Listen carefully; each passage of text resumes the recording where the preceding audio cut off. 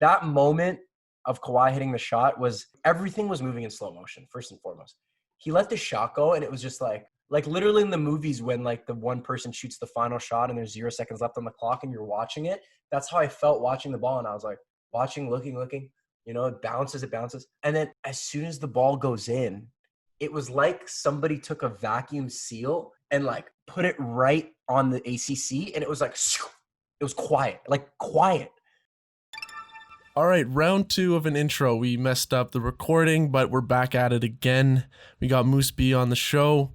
He is the owner of Moose Media. He's worked for the Raptors during their championship run. He works at Bardown. And if you didn't already know, he has a mixtape or an EP of rap that he released last year.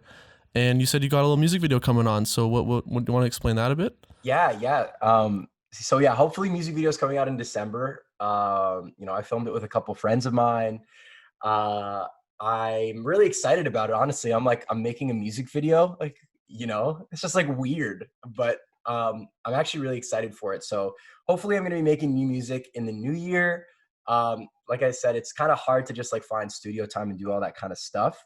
But I do love making music though. I think it's a great creative outlet. And I think it's really great for me to kind of, because I've always rapped my whole life. Like I used to freestyle battle people in high school, like outside of like class and stuff. The cafeteria. So it's kind of how I got into like the music, I guess. But literally though, cafeteria freestyles, like after school, like people would be like surrounded around us and I'd be like, yo, your shoes are whack. Everybody be like, oh, like super hot fire style. The EP's got like, some rap in it, some singing a little bit. It's ebb and flow. So it's not all kind of one genre, which I kind of like. So it's influenced by people that I listen to. But yeah, hopefully more music on the way. So you're doing a bunch of things. So are you looking to like focus on one, or do you want to do all of them? Like, can you walk us through like what you're trying to do with every venue you're in? Because I think you're very spread out. Yeah, I mean, honestly, man, I want to do it all. I think that there's no capacity or limit to what you can do, or hold your only limit is your mind, as I say. JK, I never say that. That's never coined that phrase. Fortune cookie philosophy here. Well, you should write a book. Yeah, with quotes only that I never have said before. Just a liar. Yeah, exactly. The liar book. That's what we'll call it. Well, the liar book.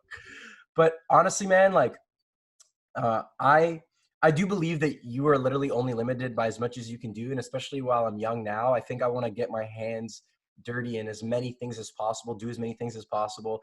That's the way it was for me at Ryerson when I was in university. I did as much as I could. I tried to be on air. I tried to make other projects happen. I tried to be in other people's projects. I tried to do, I was working at the Raptors games, as a fan engagement person. I was trying to do a lot.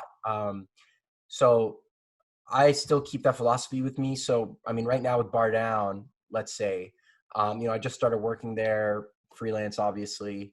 And I honestly have been a little bit demotivated in a sense of like, I know that there's more I can do. I should be going to film videos. I should be like making TikToks and doing all of these things. But I've kind of just been like taking a back seat a little bit because I'm the new guy, and I did a lot when I first got in the door, and I was doing I tried to do way too much, and our boss DK, as you know, Mose, was like, pump the brakes, stop trying to do too much. And I was like, so sorry. So after that, I kind of like took a step back.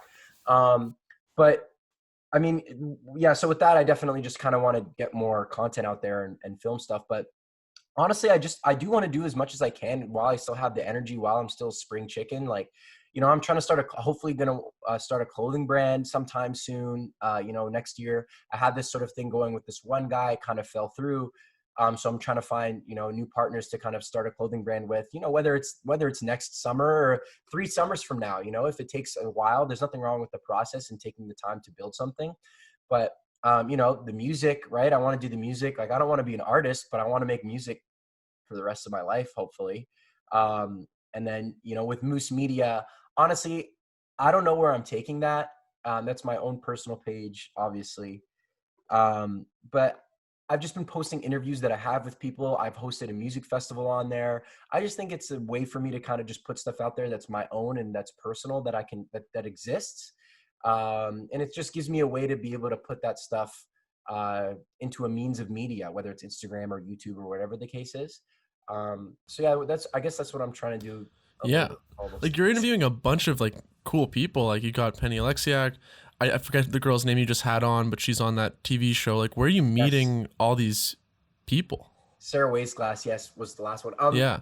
Honestly, friendships, man. I was lucky enough to be introduced to Penny at um like oh my god, where was it? Joey's and like shops at Don Mills. So my friend Oh. invited me out, and Penny was there, and we made friends. And during quarantine, I asked her to do the interview, and then our friendship sort of blossomed from there. Same thing with Sarah. I went to high school with Sarah.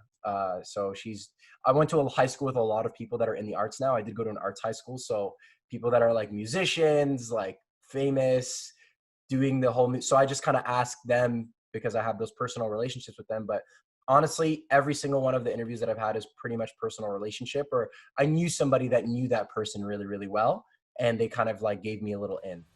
Even a guy like Akil Thomas you had on. Yes. Where'd yeah, you meet Akil him? Thomas. So so Akil Thomas, I knew people that are good friends with Akil. So I actually never even got to meet him personally, but he was like, people that I knew kind of like were in his ear about, hey, this Moose guy wants to interview you. And he was just like, who the heck is this loser? I don't want to talk to him. They're like, no, I promise he's a good guy. So then I sent him an email to his Zale apparel company. He responded and we got the interview done. So yeah, but he's an awesome guy. But I think, yeah, that relationship was just because I knew somebody that knew him. It wasn't even like a personal thing. So this kind of reminds me of the last interview we had. We had Max Lewis on, Buzzlord. You're also a Buzzlord, very like talkative, charismatic guy. Like you love just being in the mix with people. Yeah, shut socially. me up when you need to, guys. Yeah. That's why we had you on. We don't have to do much work. We just let you go. That's the only reason we had you on. Great. But you're one of these guys, and Max talked about like, listen, like I don't really care if I'm getting paid a lot of money. I don't really care about like, you know, what people think of me. I'm having a good time. I like talking with people. I like being in the hockey world and just being someone like invested socially deeply. And he's like, that's where we're getting all our work, is from Max being like, I work with Max a lot. So he gets a lot of our work just through playing hockey with people, always being a fun, friendly, loving guy. And it just works out net positive when it comes to getting work. So like, what do you think about that? Like just building genuine relationships and talking, just being someone who's out there. It's more important than being good. Honestly, that is, I won't say that's everything, but it's a lot of it. Definitely being somebody who's willing to talk to people, willing to make connections. I think being yourself, as corny as that sounds, being yourself, being organic, and talking to people is what's going to get these relationships to blossom. Whether you're trying to get work from somebody, like if that's your real intention, right? Like if you want to go and get you know, a videography job from an athlete, that relationship has to start somewhere though. And if you do come off saying, hey, you know what I mean? I want to do work for you, but it's genuine. You're like, listen, I genuinely want to do work for you. Here's my work. Then a relationship can still blossom from there. But yeah, I think to that point, being willing to sort of put yourself out there, not be, you know, shy, not even shy, but just like ashamed of yourself or feel like you don't have the confidence or, oh, I don't know if this person will like me. I definitely think people peeling away that layer of themselves opens up a whole new world. And it's hard. Not everybody can do that, right? I'm fortunate in the sense that like in that way, I don't really care what other people think about me. And I talk and I act the way I act because, you know, I know who I am as a person at the end of the day. And if people can't really vibe with that, then that's also cool with me because whatever, you know, life goes on. But at the same time, I think it just attracts a certain sort of mindset or people that kind of want to be around that and be around people that are, you know, really themselves and really aren't beating around the bush to try to impress other people or act a certain way. But that definitely has value for sure. The thing is, what do you do if you're an introvert? Like, what do you do if you're someone who's just like not excited to talk to people? You know, like, are they just going to be relegated to like the lower levels of success in whatever industry? So yes and no to answer the lower levels of success thing, because depending on the industry you're in, because you could be an introvert and work as an accountant and be quiet your whole life and do other people's taxes and never have to say anything to anybody except the people that you know. You could do that and fly under the radar, get a job, right? You can build up the courage to go to an interview at least, right? Like some introverts, it's like that takes a lot for them to, all right, I'm going to go talk and answer these questions about myself, and they don't really want to talk about themselves. Boom, you get a job, you perform decently well, you fly under the radar your whole life, and that's that. So, but you can still make a lot of money doing that. With an industry like ours, when it comes to the creativity, you can still be introverted and be successful, because I think in two reasons, one of them being like the very alt sort of like, ooh, this person is like mysterious. I think there's value in that, right? Where it's like, this person doesn't talk to anybody. Like, he's really dope once you get to know him, but like, he doesn't really talk to many people, or she doesn't really talk to many people. He's his own man. Yeah, exactly. It's like, I want to work with them so badly. Like, they're so low key. You know what I mean? But if you're an introvert and you like kind of want to do this stuff, I honestly think those things take practice, and it's like any other thing in life. It takes practice to be extroverted or build up the courage to want to talk to people. It takes, I think, like practicing in the mirror. Like, you know what I mean? I like working in front of the camera, for example, I still kind of struggle with that. It's hard to talk to a camera. Like, I don't do it every day. Streamers that do it every day and have like a chat going, it's easy for them because they've been getting reps. Every time I do a camera shot or I'm alone, I get better at it. Slowly get better every single time I do. But as extroverted as I am, I still find it weird to talk to a camera and not to other people. Like, how do I inflict emotion through the lens? You know what I mean? Exactly. And also, how do you captivate people, not seem so monotone?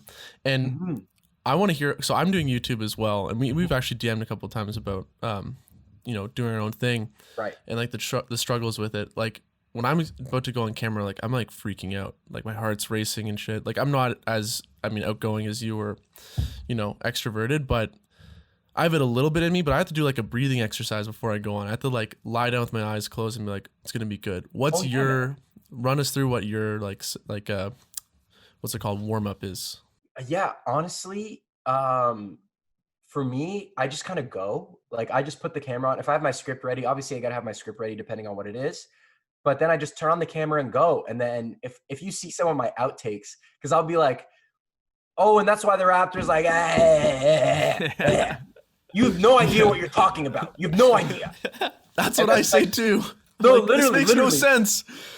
That's exactly what I do. Like, so it's the process of the filming is kind of what I don't have a warm up, but that's kind of what I do. Like, leading into it, like I just go with the camera and I'll be like, you're like, that's dumb. That's dumb. That makes no sense. So I just cut myself off and be like, all right, start again. And then we start again and I do it and I'm looking and then I'll almost get the take and be like, almost had the take. Like, outside, like literally out loud to myself, this is how I speak. Like, because obviously I'm talking to a camera out loud, right? So I just let my thoughts flow through my mouth instead of like doing it and then in my head being like, oh, that could have been better. I say out loud, oh, that could have been better. And then I keep going with it. Especially when it comes to stuff that like you're talking about with like filming with the camera, but it's not easy. Like, it's literally not easy to talk to a camera, especially when you're alone. Even if you have a producer there and you're doing it, it's like, at least there's somebody there that you feel like you're talking to. Yeah. But breathing exercises, that's also good. Like, and I can understand why you feel the necessity of like the buildup to going in front of the camera. But as time goes on, like, you will definitely be so comfortable as you keep filming. Literally, probably by 6 months, you'll be like, oh, this is nothing. I was so anxious about it when I first started. And then as many reps as you'll get in, you'll be like, oh, this is a piece of cake now. Cakewalk. And just going quickly back to university, you were a guy that was super involved with like Rams Live and doing a bunch of on-camera stuff. Do you think that that's something that has helped you in what you're doing now? Absolutely. Oh my God, absolutely. I can't thank Ryerson enough for the opportunities that I got there. Learning how to edit. I would have never thought I would know how to video edit in my whole life. I'm not even kidding. Like, if you told me that at whatever high school, I'd been like, yeah, right. Photoshop. That's a joke. But yes, I definitely think those opportunities that Ryerson gave me really helped me flourish in my confidence in myself as talent.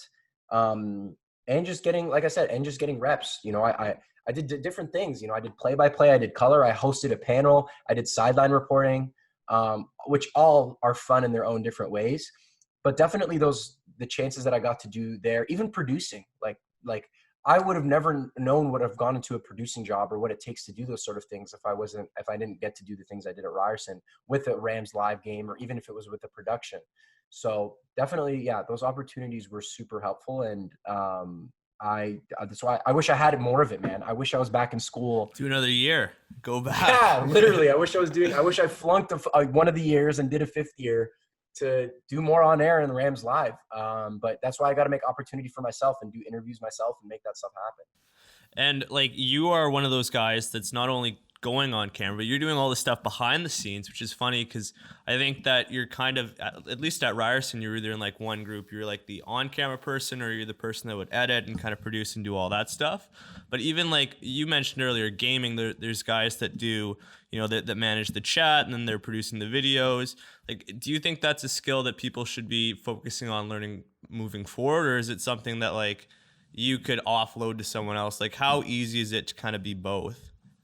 In terms of like, you're saying like the editing on air side, like those two things. Those two things are like, in my mind, at least something that are like very opposite, where like somebody can be like super talented technically, where like they know everything to do in like Premiere or Photoshop, but like typically those guys aren't the best with being on air. How do you kind of like balance the two with your own work? Yeah, honestly, I definitely think being a mixed bag has value in today's society. Honestly, I think the days of specialization, they're not dead and they're not dying, but they have a little bit less value. What I mean by that is, like, let's just say, like for you, Will, right? Like, you're a great videographer. You know how to be a great videographer. You know how to edit. But now, what are you doing? You're getting the on-air stuff into your bag, right? Exactly. You're not out here being like, yeah, I will host all of your podcasts and I will do this for you if you work with a company. But you can be like, yeah, you know what? I can do an interview. You need me to do an interview? I can do an interview for you, right? Behind the camera, no problem. So definitely balancing both, especially when you're starting out, is something that you should be doing. Let's say, whatever, if I'm lucky enough to get a permanent on-air role, I won't ever need to edit ever again. But I like to know that I'd have the ability to do that, especially when you're starting out. You need to be able to do that. It's easy. It is very easy to pawn stuff off, especially with Fiverr and, the connections that people have nowadays. Like, if I really needed a video edited really well, or I needed something to get done, I could ask somebody else to do it. But A, do I want to lose that money? Or B, do I want to like ask a favor for something that I don't really need a favor for when I could just do it on my own? It's hard though. It's really hard. Like, I have 3 interviews that I've done that I haven't even touched and started editing because the editing process isn't a part of my day to day. It's also mind melting how hard it can get and like exhausting. Oh my God. And if you're a guy who likes to move around, like you're someone who gets energy and life from like, being kinetic and just getting out there and like talking and standing, editing that will make you fall asleep. Yeah, and honestly, I actually enjoy editing to that point. And I can sit down and like grind it out. And I really like, I do like whip transitions and like I'm learning how to do like, green screen stuff, obviously, and doing those sort of things. I love it. Like, I actually really enjoy it and I have fun doing it. It's just like, if I filmed a 45-minute interview, it's like, how in the hell am I going to cut this down to 10 minutes and make it digestible for Instagram? Because that's a part of my Moose Media thing, right? Is I have to make it digestible for Instagram. So how am I making a trailer? It's like, oh, I got to think about a trailer now. I will do this later. And I just never end up doing it. But to your point though, Mose, definitely having both of those is very important. When I was in school, when we were in classes, there was, like you said, people would be on air or they'd be producing. So for me, I did my on-air stuff during Rams Live. I got my opportunity to do that. So I was like, I'm going to direct. And my teachers would be like, well, don't you want to be on air like for the rest of your life? Like, why do you want to direct? I'm like, because I'm never going to direct for the rest of my life. Like, I'm never going to be a live director for a game, a sports game, or a live director at Sports Center ever. I know that's not going to be my career path. So I'd rather do it now in class and know how that works. So whenever I can chat it up with the director and say, hey, yeah, cutting, I know how that is, life, right? Be able to understand other people's lingo, the way that they work. And to that point, that's so true. And I think why it's good that you should be editing. I honestly see you as a guy who's going to be on air. You're probably not going to be an editor in your future, but the fact that you understand it, you've done it, you've gone through those pain points, you've gone through those highs and lows. When you do hire an editor, like, you'll get it. Like, when you talk to him, you're not going to just be like, where is it? Let's go. It's like, it takes time. It's stressful. Like, you can like relate, and it just builds a better culture with your employees or contractors, whoever you have working for you. So like, that's also the plus side. Absolutely. And you have to know what other people's pains are, man. You can't be walking like, especially in content creation and the world that we live in our space, knowing what other people are going through is so valuable, because then not only will they work harder for you, B, care about your stuff more, but it's humility. Like, if you're like my music video, for example, it was supposed to, we were supposed to have it edited in October. The guy who was editing it flopped, didn't really care that much. And they're like, we're so sorry, Moose. Like, we're getting another guy in December. And I was like, hey, it's fine, man. I get it. Like, I know editing is hard. I'm sure it was hard to find an editor in the first place. So it's all good with me. Like, I'm not mad about the fact that this editor wasn't committed to editing our green screen music video, you know, like it's hard. It's hard. But yeah, I totally agree. So I want to switch gears to Bardown. That's like a very it's a hockey centered Yeah. like platform. Totally. And I work in hockey, minor hockey, and they didn't start doing video until like 2017 is when I came on board, and we started building it up, like trying to align hockey with this like cool, not this like old style, like trying to incorporate popular music instead of that classic like rock. Yeah. And I kind of want to talk to you about like how you think the game of hockey can be grown in the eyes of like the general public. So you look at basketball, they're aligned with like general pop culture right now. We got shoes. All the players can wear like the new cool shoes. Right. You got hip hop music referencing basketball, being at all the games. Fashion. It's just much closer to culture, no? Yeah. They have this this triangle of culture, right? Hockey on their hand, it's a little hard to do that. What do you think is like the best way that, you know, media companies can align hockey with the current culture of North America, or rather the world? Mm-hmm. I know it's a hard question to answer, but Yeah, it is. That is a hard question to answer. But what I'll say is, so the basketball thing is because a lot of what basketball is derived from comes from hip hop culture, and the Allen Iverson, right? Everybody talks about that. When Allen Iverson first was coming out of the tunnel and he was wearing do-rags and bandanas and baggy shorts, and when he wasn't playing, he had like jeans on. That wasn't okay. You had to wear a suit. Those are the guidelines of the NBA.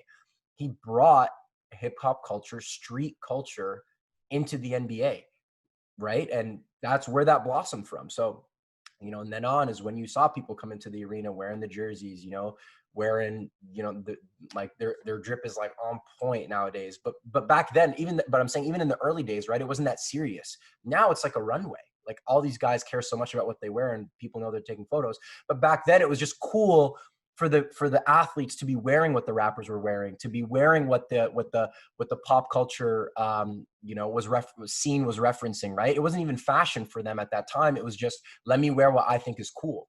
Now it's just blossomed to this whole thing.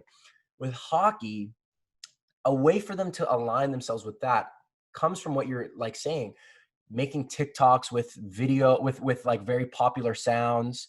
You know, I wouldn't even say, I think that hockey needs to lean into rock culture, lean into country culture, because that's a culture of its own. Like I love country music, you know, that's like, you know, people love going to Nashville because it's a party town.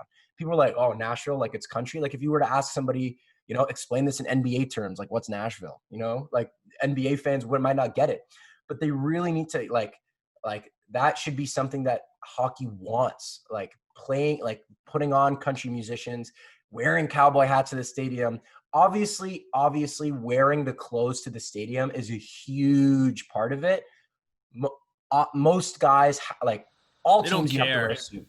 All teams, you have to wear a suit. It's just like, I don't even think the NHL has guidelines. I just think that it's a team thing. Like every team is like certain owners, Yeah, certain teams is like you can't. It's only black or blue, gray. It has to be a suit. You have to look professional. Literally, yeah, and that's hockey culture, right? And I get that, right? You know, it's pro. You got to be on game. It's game day, right? You got to look good. I totally understand that, but like somebody, and by somebody, I'm looking at you, Austin Matthews. Somebody needs to put their foot out and wear a turtleneck to the game. Like somebody's just got to wear. I mean, they actually have, to be fair. But you need to be wearing some like Montclair jeans, a turtleneck with a Louis Vuitton belt. You just somebody's got to do it. I think it's the Euro guys. I think like Elias Pettersson has great swag. He's doing crazy stuff. Yep. Well, he was talking on Chicklets. He was like complaining. He's like, I want to wear this stuff, but like the team is like, you just get ripped by the boys. Not just ripped by the boys, but management's like, well, you're not focused. You're not ready to go. Why are you worrying about what you're wearing? It's like, but that's part of the ritual of like getting into the game. Like you look good, you feel good, you play good, but also it's just like expressing yourself. Like that's what I like about the NBA is like even in their celebrations, how they act when like you drain a three, the whole bench goes crazy. Like you're interacting with the bench, like that it's just building this feeling of like like, oh, I'm with my boys playing. Mhm. And I like watching that. Whereas hockey sometimes it's a bit of that disconnect, you know? It's like Mhm. it's not kosher to selly hard on Yeah, some it's goals. and I get it. The thing is, it's like I get it. I really get why the NHL is like that. Because just watching, right? It's like a guy can go from a second liner to irrelevant if another guy takes a spot. It's literally next man up. So it doesn't matter how good you are, John Tavares, for example, even though he's probably irreplaceable, right? It doesn't matter how good you are because we will find somebody else to replace you. You know what I mean? Like Yeah. there's enough talent, there's enough people out there that want opportunity, which is a bad way to look at things because the NBA is like that too. There's only whatever it is, 250 people, 150 people in the NBA. It's like 1% of all players in the world. So and I understand the way that's the way hockey is. Like, don't worry, don't, play for the team, play for the name at the front of the jersey, all that kind of stuff. I get it. And that mold will not break for a very long time, which is why I say, to answer that question, that people like us, Bardown, need to break that mold of hockey culture by showing off the way that these guys dress, showing off their personalities, trying to do something, put something out there where people are like, oh, these guys aren't just like Joe Schmoes who do nothing all day. They actually have personality and they do funny things and they do things that are cool. When looking at the content in like media content in hockey and aligning with pop culture, like I know Mose saw, but did you see Moose the OVO Gretzky video? Yeah. Oh, So great cool. stuff. But I'm like, okay, it's cool. He's the great one. It's like Canadian like hero classic, but like he's kind of done hockey. It'd be cool if OVO was linking up with Toronto guys. Like Yeah. OVO does the Raptors jersey. They have like the design on it. I'm like, what if the Leafs could incorporate that? It just feels like what's missing? Why aren't these two worlds connecting more? And I just think if they could get more content like that Gretzky video out for other hockey players who are current, cool guys like Austin Matthews, that would help. It would totally help. But part of that is, and I mean, to be fair, like Austin Matthews did like a GQ cover, which was dope, right? Like, wow, this guy showed off his personality, was like a front cover of a magazine. But where the disconnect is Vladimir Sabatka gonna do that? Probably not. Is Nikolai Ehlers gonna do that? Probably not. Like, are these second line guys? Are these, even if they're paid, a lot of them are paid, right? Are these guys who are not really superstars, kind of well known, have a decent following, going to be doing that sort of stuff? No. It's basically only the superstars, and even then it's only a slim amount of the superstars. So I think that has to come externally first, and I think people really need to like buy in. Like the Matt Duchene who like plays guitar and like sings country music, it's like, why hasn't Matt Duchene released an album? Like, who's stopping Matt Duchene from releasing a country album? Who's stopping Matt Duchene from being on the cover of, maybe he is, like, maybe he was on the cover of like a country magazine. I actually don't know. It's possible. But those guys really need to like lean into their personality and all that stuff and not worry about it after. That's why Paul Bissonnette and Ryan Whitney and these guys are doing this stuff after. They want to act like that when they're in the NHL. And they do when they're in the dressing room, but they can't act like that to the media, And the fans don't see it. I think that's the biggest part. And we're kind of I actually want to bring this back to what you're doing with Athlete Tech Group, because I think we're in this interesting place with athletes where, like, Biz is a great example, right? He's a third line guy for his whole career in the NHL. And then he's made this career that's almost even more successful in the media. And a lot of that has come, way more successful. Like, he's making money off this Pink Whitney hand over fist, right? Mm-hmm. But what do athletes really need to do today? Like, what kind of content can they be putting out to connect with fans? Because that's kind of part of your role and part of what Athlete Tech Group is kind of doing right now. So maybe walk us through that. Yeah, well, I mean, I can walk you guys through the Athlete Tech Group stuff. But what I'll say is, like these, like, content is king, as we know, like, again, with the corny stuff. But JaVale McGee and Matthias Thybulle were both vlogging during the NBA bubble. Matthias Thybulle, for a minute there, was the most popular guy in the NBA. I'm not even, like, for a minute, he was, like, people were like, Matthias Thybulle saving the NBA. Give this guy a championship just for making these vlogs. What such a simple idea. Everybody vlogs. Whatever, people who are on YouTube and are content creators. Everybody vlogs their day-to-day. Matthias Thybulle did it and was getting hundreds of thousands of views. JaVale McGee started doing it. Hundreds of thousands of views.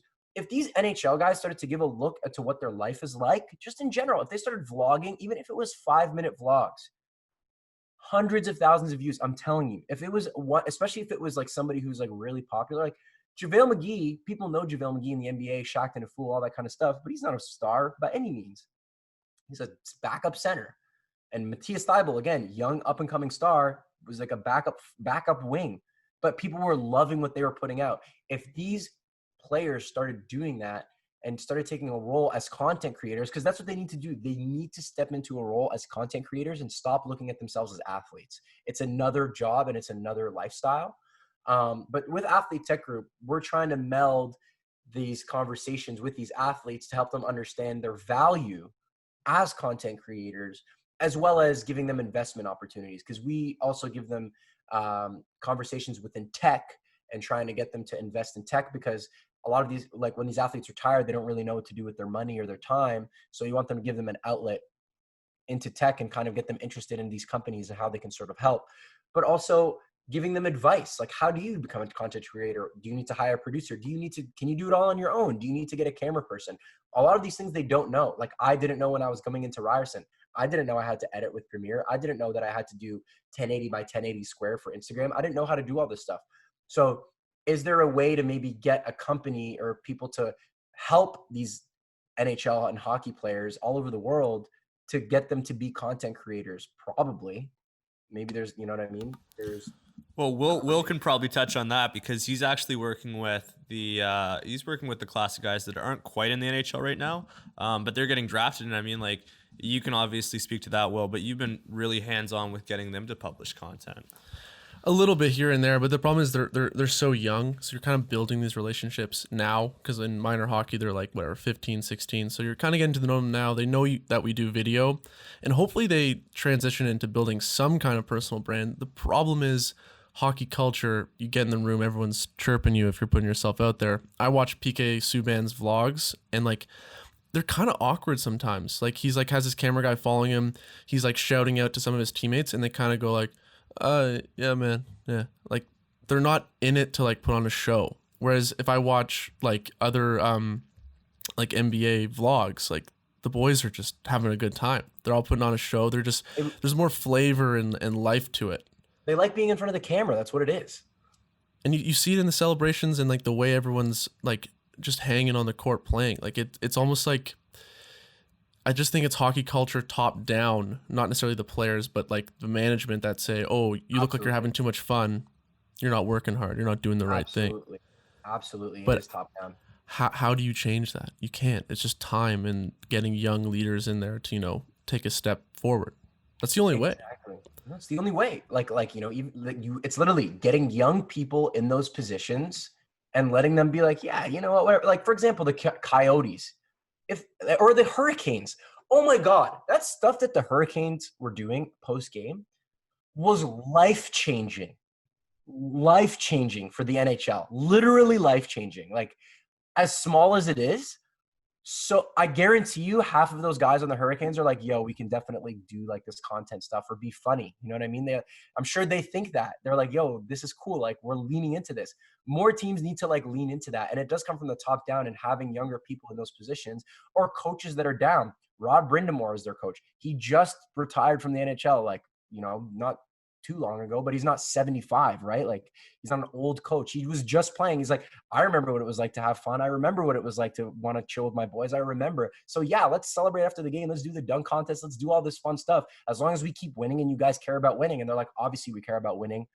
We're hockey players. We're athletes.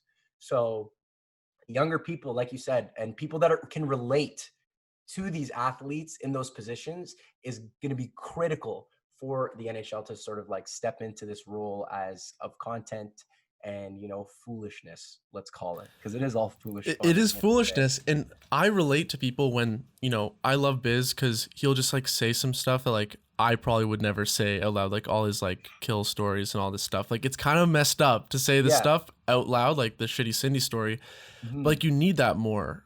Like, you need that. Like, that's what like I kind of relate to, is he's like talking about a drunken night, but it's kind of not kosher. I don't But know you what don't you need do to be about that. talking about drunken nights though. Is Matthias Theibel going to his boys No. like, hey, yo, did you guys like do like, do X, Y, and Z last night? No, man, that's not what it is. It's, yo, I smashed you in 2K like you're trash. And it's like, no, True. shut Yeah. up, Yeah. shut up. What do we got for breakfast? That's what, he's like, yo, what are we eating right now? And he's like, hey, what's up, coach? What's going on, coach? And they're like, hey, what's up, JaVale? And like, he's holding the camera and filming himself, right? Like, and to your point about the PK Subban thing, that is where the education needs to come in on how you're able to meld the two worlds. I don't need a vlog guy who I don't know following PK Subban into the locker room, filming me. You know what I mean? We don't need that. Genuine. And most other NBA locker rooms don't need that either. You know what I mean? Open gym for the Raptors, for example, they have full access and that's what they do. But Kyle Lowry doesn't have a videographer filming him. You know what I mean? Going into practice and doing all that stuff. It's the athlete themselves filming, which has more value. That gives you the ability to be like, oh yeah, I'm down, like PK or whoever's like filming is like, yo, I'm down to like be in his video, or like, yo, like, like whatever. And, hey, yo, busy, like, yo, you're chilling, like you got some weight on here, eh? And it's like, oh yeah, that's jokes, that's funny. But to have somebody else filming, so now we're having this conversation. Maybe that's where the disconnect lives, right? Like, they don't want to be giving stuff out in their private lives, but if it's the player, they know that the player knows things that they shouldn't say and things that they shouldn't do because they've been in NHL locker rooms before. So that's sort of where it can be like, okay, I trust this guy to be able to not put content where I go, yo, I just like, you know what I mean? I said something that's a little offside and I don't want that out there. Well, is this conversation happening at Bardown? Like having a conversation about trying to change the media that's presenting hockey to the world? Yes. And I say that with a little bit of a question mark because part of what we have to do is just getting the content out there. It's like I said, you got to have just stuff going. So the conversation can only go so far before you go, we need to post the new jerseys that are coming out, right? Like every kind of conversation gets stymied by the fact that we need to like get things out there, which is fine because there's a demand that needs to be met by our fans and our audience. But yes, there is a conversation being had about how we can make this stuff look cool, how we can make this sort of hockey culture relevant and funny and entertaining. Whether we make a graphic to ask a question like, what's your favorite celebration, right? Is it the Nail Yakupov slide? Is it the high skate jump? Who was that? Is it Paul Henderson? Am I tripping? Wait, the high kick? No. The high kick? I think you're talking about the high kick, no? No, not that. But when the guy like jumps up with his skates like up and down, I forget who it is. Damn. Oh, that old school Selly? Are you talking about like the old? Yeah. It's like old school Selly. Exactly. That reminds me of like when I was watching The Last Stand. Like the 80s in basketball was so nerdy looking. Like their Sellys were so brutal. Oh my god! Like, yeah, people would get ripped these days. They would Sally like this and jump their hands up. Yeah, man. No, of course. Just like. Oh yeah, totally. So corny. But yes, that conversation is definitely something that we're trying to put in the forefront. But like I said, we can only do so much, right? We can only do with what we're given. So if I don't see, Artemi Panarin posting pictures of him like all dripped out and off white, where am I supposed to get, that content from? Like, how much can I pull teeth before it's like, all right, I've only got gums to show, because all of the teeth that you pulled are gone. Yeah. We need, the baby teeth are gone. We need to grow new teeth. We need to grow new content. These NHL athletes and hockey players need to step into this role and help us. Because like I said, we can only do so much. And obviously there's so much content out there. And if you keep your eyes open, I'm sure people post funny stories of them at the cottage doing something funny. I'm sure that exists, right? But it's just not really forward facing. And the culture is a part of that. So trying our best to sort of mix the two sort of communities of, this is the content we have, let's try to make it funny and digestible. Also getting help from the players as well. That's like, this is the content you need to be pushing in order for us to make you guys mega superstars. Absolutely. I want to switch gears just quickly right now. Right now, you're working for a network, you're working for a couple different places, but you have this Moose Media thing that's kind of growing on the side, and you're doing these interesting interviews. Do you see yourself in the future pursuing kind of your own thing, or are you just kind of happy where you are right now? Honestly, I'm happy. I mean, The future, that is a long conversation, to be honest, because there's so many things that I want to achieve in my life and things that I want to do. I'm happy with where I am right now because A, I'm getting paid to be working at Bardown. B, I still have the ability to do what I want to do and pursue interviewing and do that sort of thing. Like I said earlier, you're only limited by what you think you can and can't do. And I believe that I can keep pursuing this stuff as much as I want to and do these like grind. Like I said, I'm a little bit demotivated these days, but I could grind Moose Media every hour of every day, go to Bardown, work my shifts, work on Bardown stuff and go around the clock. Like it wouldn't be hard for me because I have that outlet and I have the ability to find these things and these opportunities. I think down the line, I had a conversation with somebody. Maybe I'll have like a production company and I'll be a freelancer. I've honestly never liked the idea of freelancing. It's never been a thing for me. I've liked the idea of security of working for a company, basically being like, here's a paycheck, go make content for us, you know? For sure. Go produce a documentary, go host a podcast, go do all these things. That's sort of like in like the Bill Simmons Ringer type way where it's like I can do a 30 for 30 and then also host a podcast and also do like cool interviews. Here's like, you know, and you work for a company. I've always loved that idea, but the way things are going, I'm not closing the door on the idea of me maybe running a production company and having some videographers, having a couple producers and having some on-air talent and being able to spread that out to different companies. And then me being at the forefront of it and working for, you know, doing different commercials or doing like an ad or doing ad reads. But yeah, I'm definitely happy with the way I am, but I think there's still so much room for growth and that all literally pins on me and how much effort and work I'm willing to put in. Absolutely. I think Bardown's kind of one of those interesting places that like when I joined in 2018, Jesse Pollock's the first kind of name that stands out to me because we were effectively doing the same thing with, you know, creating content and being on that clock. And then TSN has really leaned into original content these past couple of years, and Jesse has blown up this huge following. And it's like one of those things where you're posting TikToks and you're like on the edge of hockey culture and you're involved. Who knows? Right. Maybe in a couple months you have 50K followers and then you can kind of pursue your own thing. Yeah, totally. It's yeah. Kind of on that note, it didn't really leave you much there. I want to just kind of wrap things up quickly by asking, so we talked about being the personality and kind of doing the behind the scenes and really creating your own thing.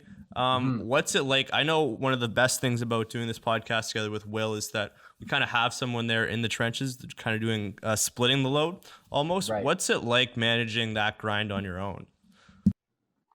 Oh my God, it's the worst possible thing that you could do to yourself as a human being. It's hard because no one holds you accountable and you're your own boss and you have to do it. And it's really easy for me, especially as a 23-year-old, to be lazy and think that there's all this time in the world to do stuff. And like, you have time, don't worry about it. It's really bad. Because like I said, you can force yourself not to do the work because you're like, oh, whatever. Like I did the interviews, like all I need to do is edit them now. Psh, that's easy peasy. If I just do it for 6 hours or if I sit and do it for 6 hours, another 6 hours, I'll be fine. But it's so easy to do that and neglect it that, you know, I wish I had somebody to keep me accountable or I had an editor. But the thing is, I don't want to have an editor because I have my own vision of the way I want things to look. And obviously you can do work with an editor and do that and tell them how you want it to sort of pan out. But also B, it makes me do stuff, right? It forces me to go edit and forces me to be creative and do all of those things. So it's really hard for, you know, for me to complain, so to speak, because again, I'm the one who's like banging my head against the wall being like, just start working. But I'm like, I could also just like scroll TikTok for a little bit and just or play 2K or do anything. Yeah, let me just watch a couple of YouTube videos, just a couple. And then next thing you know, it's 6 a.m. and I'm like, literally. You're learning about QAnon. You're like, what the hell is this? I'm like, I didn't know that, you know, British Airways was invested in like random stuff. I'm like, where did I get this video from? 9/11 was an inside job. And now you're the crazy guy at the party, talking some guy's ear off who's just trying to chill on Friday night. Yeah. But I mean, you gotta have some sort of support system. Like Mose is saying, we have each other in the trenches. Like if I'm feeling down, I'm like, Mose, what do I need to do? Or like, we need this. And like, he kind of just like pulls me out of a rut. And the same thing for him from me to him. Right. Like, do you have any support systems? Like, how do you, like, if we're speaking to other people who have their own venture, they're alone, like, what do you think is a good support system? Right. To pull you out of those ruts? Yeah.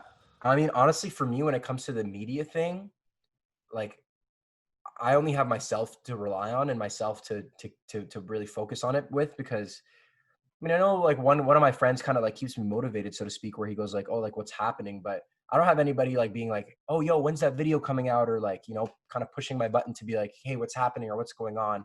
And I think that's just kind of the situation that I'm in. But I think for people that are doing it alone, you need to be a self-starter at the end of the day, as much as having somebody else there. Because if you're working in a creative process with somebody else the way you guys are, that's amazing because you do have that sort of support. But if you're your own content creator and you make your own videos or you make your own TikToks, nobody else is going to tell you to get up and do it. No one else is going to be like, hey, like, even if they did, this is the thing, right? You guys have to hold each other accountable in the sense that this is your podcast, you're doing it together, you got to edit stuff. But if let's say, Will, you're doing a videography thing for the GTHL, so to speak, and you did it alone, it's like Mose can only text you so much to say, yo, when are you doing that GTHL video? You're like, oh, I'll get it done, because you don't have, it doesn't owe Mose anything for you to get it done. It doesn't, he can just motivate you, but he's not going to be the one that's going to sit down and do the edit. Whereas if you're doing an edit for the podcast, let's say you're like, well, I know Mose needs this done by tomorrow, so that way, and he's going to do the edit on this. So let's, you know what I mean? Let's kind of get stuff done together. If you're doing something on your own, as bad as like tough as this sounds, no one else and no other text or no other form of communication is going to make you get up off of your bum and sit at the computer and edit the podcast, film the video. You got to do it on your own. You got to look yourself in the mirror and say, it's time to work. It's time to grind. Stop being lazy. And there's no other way to put it other than it's all about you and yourself and your motivation. Well, the thing I want to close on before the end of the episode, I know we've had you for about an hour and a half now because we've had a little technical difficulties, but you were working game ops and stuff for the Raptors. I know this was like last season when they won the championship. Like, I just want to dive into like, what was the culture like and the atmosphere working with, was it with MLSC you were working with or what? Yes. Yeah, MLSC. Like, I want to hear some stories and like how you were feeling through it, because I know there's a bunch of Ryerson guys too. Like Ivan was working with the Raptors. Yes. Yeah. Yvonne started working with us. That working with the Raptors is and will remain one of the best experiences that I've ever had in my life. I met some of the best people that I could ever meet in my life. I wish I got to see them more on a daily basis. Imagine like you got like I'm out there and I'm happy and I scream and do all that stuff, but being in a room with a ton of other people that do that makes you even happier. And because all those people are highly motivated, they all have their own jobs, we all do it as a side hustle, man. We got to go to games. Like, that's what was our gig was. It's not like we were working 9 to 5. We would go to games in the nighttime. A lot of people would work during the day and come there at night. We were all like-minded, we all loved sports. We loved the Raptors. We loved competition. We loved creating, right? We loved doing fun things. Like we had to go to the stands and yell at people like, like, let's go Raptors. Like, that's incredible in and of itself. And, you've got to be fun and engaging. So that experience was great. I mean, I was in the background of the Kawhi shot. So that's my claim to fame. You'll always have that moment now. Please tell me you have that on your wall or something. That's gotta be printed. It's full background. It's crazy because, guys, it's actually, I did the stupidest thing I could have done. So this thing here is like I'm a season seat holder. So I got a gift from the team. I have another piece of like art here that was DeMar DeRozan's 50-second game, like a frame thing. They were selling that shot as a frame thing. And I was like, oh, I'll buy it. Like, I'll wait. Because it was like $200 or like $350. And I was like, let me just wait till I buy it. Boom. The next game I got there, they were sold out. No. I was so upset at myself. I'm still waiting to get that specific one, which is why I haven't put it up there. I actually have like a spot saved for it here. But yeah, I'm going to get that shot most definitely. But that moment of Kawhi hitting the shot was, everything was moving in slow motion, first and foremost. He let the shot go and it was just like, like literally in the movies when like the one person shoots the final shot and there's 0 seconds left on the clock and you're watching it. That's how I felt watching the ball. And I was like watching, looking, it bounces, Bounce. and bounce. And then as soon as the ball goes in, it was like somebody took a vacuum seal and like put it right on the ACC. And it was like, it was quiet. I couldn't hear a thing after the shot went in. And I started to I think I blacked out for a second, but this thing started to come to, and it was like somebody had the audio on in a movie and started to slowly turn up the audio. I kid you not. And all I hear is and it gets to full volume and people are going nuts and I'm losing my mind and I'm looking at my buddy who's working for me and I'm hugging random people I don't know. I'm kissing babies. I'm shaking hands. I was losing my mind, but it literally went quiet for a second and slowly started to get louder. It was the most unbelievable I don't even have words to describe how that feeling was. And the sound that I had in that moment, I'm sure other people that were in the arena experienced it the same way I did. Because people were like, what, you didn't hear anything? I'm like, dude, I literally couldn't hear anything. It was just quiet for a second. And then it just slowly started to get loud. And I was like, oh my God, the shot went in. Oh my God, the shot went in. And like I said, I just started to go into I'm crying. I was crying. And this dude was like, yeah, bro, I wish I could cry too. And I was like, you wish you could cry, bro. I'm bawling my eyes out. You can cry with me if you want, man. Yeah, but that was awesome. I mean, I've met some great people as well at the games. Daniel Caesar, Drake, Jesse Reyes, all these people. They're not my boys or anything, but I've had run-in experiences with some celebrities, which is great and really, really fun. See, I'm looking at the photo right now. I'm trying to find you because I want to put this on the podcast. Which one is it? Is it the classic one or is it different? No, it's not the classic one. So the one that's on the opposite side of the court. Yeah. So you the one that has all the fans in the background. You see it? Yeah, I think so. So if you look to the right of the net, I'm wearing a blue bucket hat and I'm biting my nails in an all red suit. I love that shit. I love hearing this. I just remember that series was so crazy because it was the second round and the Raptors had that history of losing, and not everyone, I guess, at TSM, but it was almost a foregone conclusion that they were going to lose this series, and then they turn it around and go rattle off a championship. I honestly wish I was the hands up guy. I wish I was the dude that did this. Because obviously you're not thinking that far ahead, but I wish I had my hands up before the shot went in. Because if people taking the shot, I would have been the only guy in the audience like this, right? And then I would have lived even more in the lore of the background of the shot, because then it would have been yo, you're the guy that had his hands up. But obviously, nervous Moose is biting his nails. That's classic, because that's literally all I do whenever I'm nervous. I bite my nails. So every single time, people would come up to me and they'd slap my hand and be like, "Stop biting your nails, Moose." So they were like, "It's honestly perfect that you were, because that's embodies you as a person when you watch Raptors games." Yeah, when I'm nervous, I'm just eating a hot dog or something. My mouth is full of something. But Moose, man, that's an amazing story. Thanks so much for coming on. Do you want to plug anything, like your Instagram or your YouTube or anything before we close out? Yeah, guys, hit up my OnlyFans. I'm in the top 1% of creators, so I'm actually in the top 0.7%. Wow, this guy's big time. Which apparently all of them are. Yeah, from what I've seen. But no, honestly, yeah. If you guys want to see more of my content, hit me up at moosemedia_. I'm going to be putting out some more interviews. Hopefully, I've got 2 of them in the bag right now that I got to finish doing. But I'm just going to be putting stuff out there, just trying to make content. The comedy stuff hopefully is coming soon on that channel as well, and I'm going to be doing the YouTube. So my YouTube link is in the Moose Media page. So yeah, just follow me there. But yeah, you don't want to follow my personal because I'm definitely greasy. You don't want to see any of that. Just follow bucket hats and late content, nights. yeah, definitely. But thanks so much, guys. This was awesome. Yeah, appreciate you having on, man. Of course, appreciate it. All right, see you guys next week. Ciao.